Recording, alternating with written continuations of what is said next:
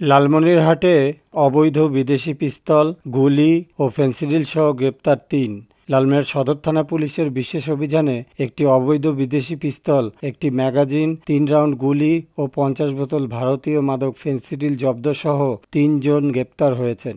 সোমবার ১৭ মার্চ রাতে গ্রেপ্তার ও পিস্তলসহ উল্লিখিত মালামাল জব্দের বিষয়টি সংবাদমাধ্যমকে নিশ্চিত করেন সদর থানার ওসি তদন্ত বাদল কুমার রায়। গ্রেপ্তারকৃতরা হলেন ঢাকা জেলার ধামরাই থানার বাঙ্গালা এলাকার বাসিন্দা নওশের আলীর ছেলে জুয়েল ২৮, মানিকগঞ্জ জেলার শিবালয় থানার ছোট সাকরাইল এলাকার সুবেদ হালদারের ছেলে লিটন হালদার ২৭, খালিশা এলাকার আজিজের ছেলে মোহাম্মদ আসলাম ৩৫। লালমনিরহাট সদর থানার ওসি মোহাম্মদ নুরনবী বলেন, আজকে ভোর ৪:৩০ ঘটিকায় লালমনিরহাট থানাধীন ২ নং কুলাঘাট ইউনিয়নের সাকোয়া মৌজাস্থ হবির মোড়ে পাকা রাস্তার উপরে একটি নোহা মাইক্রোবাস মধ্যে আমরা ৩ জন আসামিকে গ্রেপ্তার করি। ৩ জন আসামি এবং তার চালকের আসনের মধ্যে বাম পাশে একটি কালো রঙের ব্যাগের মধ্যে একটি 7.62 পিস্তল মেড ইন ইউএসএ, 2টি ম্যাগাজিন, 3 রাউন্ড গুলি, 50 বোতল পেন্সিডিল সহ আমাদের পুলিশ টিম উদ্ধার করে।